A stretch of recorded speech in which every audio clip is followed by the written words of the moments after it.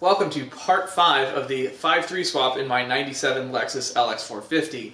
Now today we're going to talk about the wiring harness, like what I've trimmed out of the factory harness, which is about everything, and how the GM harness works, some of the things I don't like about the PSI racing harness that I've used, and I'd probably avoid in the future. We're going to talk about the gas pedal, the OBD2 port, and there's going to be some bonus footage in this video that you're going to really want to pay attention to.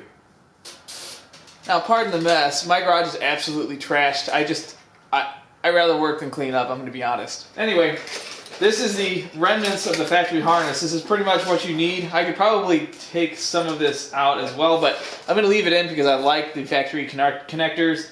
I have a couple extra grounds in this harness right here. If I need them for any of the auxiliary stuff I've added to this, then at least it's already pre-wired. This connects to the transfer case. This is everything you need for that, and has like the vehicle speed sensor in it that runs the speedometer. That's pretty much it. So this is probably about 30% of the actual harness, maybe 20. I mean, I depinned everything. I bypassed the range switch for the starter. That's this black with a white wire, and I'm actually not happy with it because it does something that I didn't realize would happen. I just didn't think far enough. This thing will start in any gear, not just park or neutral. I think to get around this, I'm going to have to use the start signal from the GM ECM instead of the ignition switch, which is doable. It's just going to take a little bit more wiring. Now, I'm going to show you the inside of the truck as far as what I've done there, which is also a disaster. So the inside of this truck is just as messy as the outside, and I apologize, but this is the other side of the engine harness. So this is what you need in here. You don't need any of the ECU connectors that are on the factory harness, but you do need IL1, which is this big dash connector, and you need IL2, which is this little one. Well, I'm not quite sure you need this. I don't have it plugged in. I'm going to try to bypass it. There's only a couple wires in here that you use, so we'll find that out later. But I got this in here, and then this is the dash side of the ECM connector. I think that's D. Don't quote me on that. I've depinned a couple wires out of here for Tach signal and the MIL, which is the check engine light, and the one of the starter things, I think. I don't know. I'd have to look into it. But regardless, you have to take some of the terminals out of here. To get the Tach to work, you have to buy one of these Dakota Digital. This is probably all blurry, but regardless, it's a Dakota Digital SGI 8. They're really expensive off Mark's 4-wheel drive, but they're about $80 on Amazon, and that's what I'd recommend using is just spending the $80 and get it. The Toyota Tachs are very unique compared to other factory tachometers, but this makes it work. Now for the GM side of things, necessary to control the 5.3 and the 6L80, I went with a harness, a full standalone harness. I went with a PSI racing harness. There's a bunch of different options that you can pick, and that's kind of nice. You can select what engine you're going to run, what PCM you're going to run, what transmission you're going to run, the style of gas pedal and map sensor. And I made a few errors because I had no idea what I needed to use, so I kind of just shot from the hip and I missed a few times, but it was something that I could handle. So the control unit is an E38. It's a run-of-the-mill 07 to 9, I think, is the interchange, like the Tahoe, Sierras, the Yukons, any of the full-size trucks with the V8 have it. Even the 07 to 9, like Impala SS, Grand Prix, GXP, those have this style computer. It did need programming. I had to program it for an 07 Denali, and I also had to program the TCM that's inside the transmission. Now, the harness is just fantastic as far as quality. It's made very well. I have no qualms about that, but the design is a little it doesn't really lend itself to this vehicle. For instance, this PCM was designed to be used in the engine bay. However, they want you to mount this inside the truck. Now, the dash does not have enough room for this. It's just not going to fit. At least I don't want to make it fit and then have to move something else. It wasn't worth it to me. There's plenty of room in the engine bay. So I mounted it in the engine bay. Now, doing that means that the fuse box has to be in the engine bay too. And this is not a sealed fuse box. This would not be a problem on a car that I only drove on pavement, but this is not a pavement queen, and this fuse box is going to be a problem. So to rectify this, what I'm going to do is I'm going to have to depin this and extend the wiring harness through the firewall and mount it inside the cabin. There's plenty of room to mount the fuse box in there. It's much smaller than the PCM. It's kind of unfortunate that they wouldn't mount this in the interior and the computer in the engine bay. Not quite sure why they do that. At least I didn't see an option for that when I went to buy this harness, which was, I think it was about $700 all said and done, which I don't know if that's a good deal. I feel like I got a quality product. It just didn't lend itself to what I needed to do.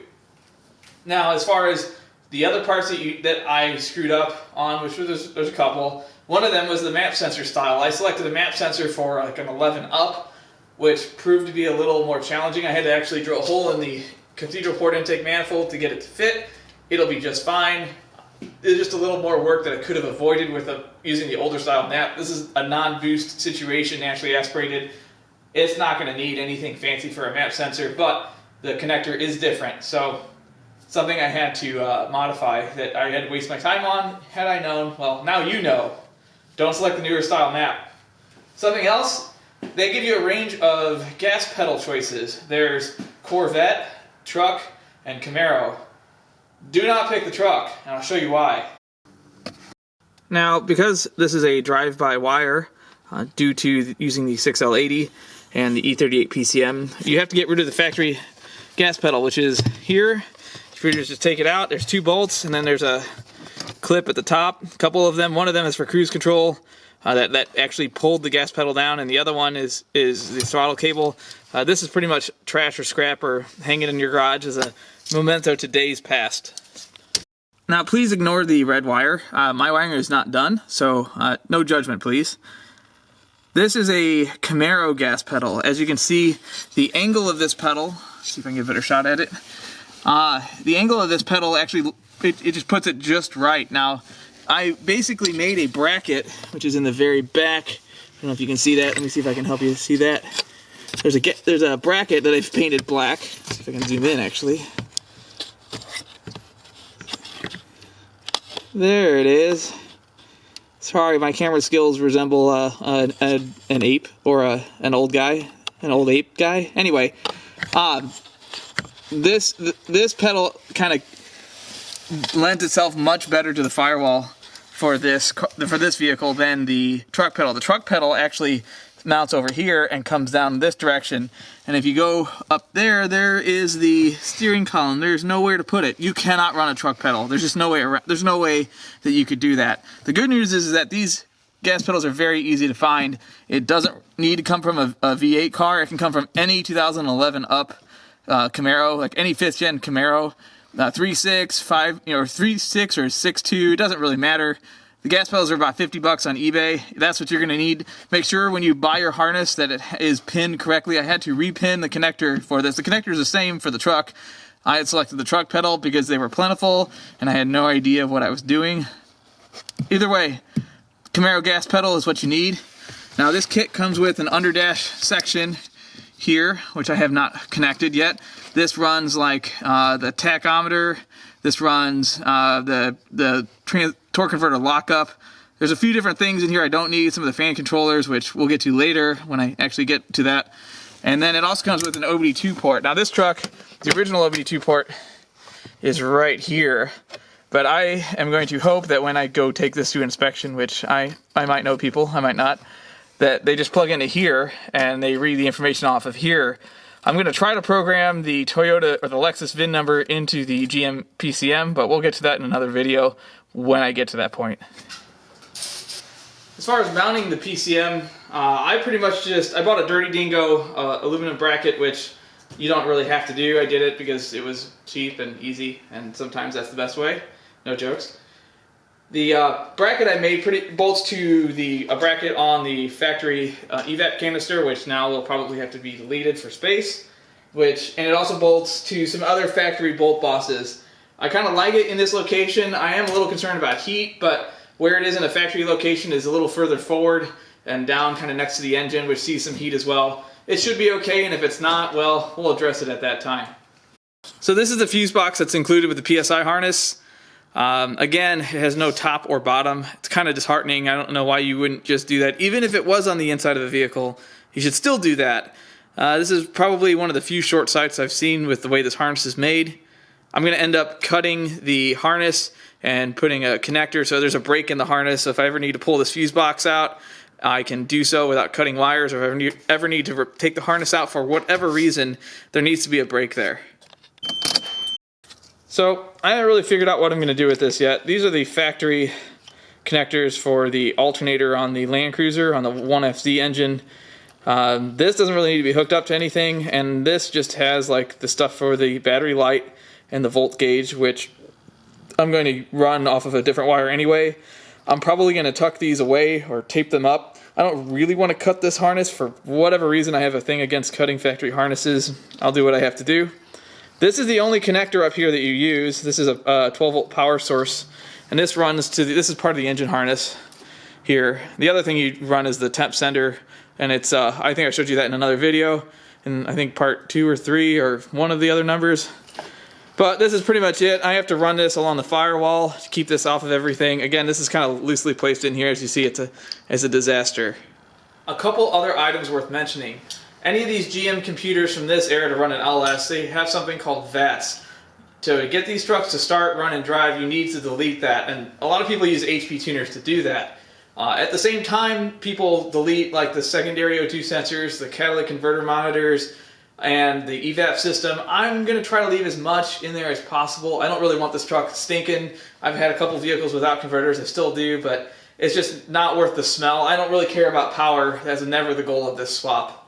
Another thing, the Gen 4 engines come with this cam sensor extension on the front timing cover. The way this harness fit, this was pretty much useless. Hopefully I didn't scratch my truck, but I got rid of it. If you extend the wires, it would work. I see no real benefit to using it. Now there's a few things left to do before well, there's a lot left to do. I have to wire the fuel pump. I have to clean up the fuel supply system, like the filter, which we'll get into that in another video. And I have to put AC lines on it, wire the fans, put an airbox in it, put exhaust on it. As soon as I get something checked off this list, I add something else. But we're getting there. So please subscribe for more videos. I'll be shooting another one here pretty soon. And if you're wondering why I have this on my sleeve, well, I don't know if you can see that, but that's my firstborn's footprint. We just had a kid yesterday at 1:10 a.m. Oh, and one other thing.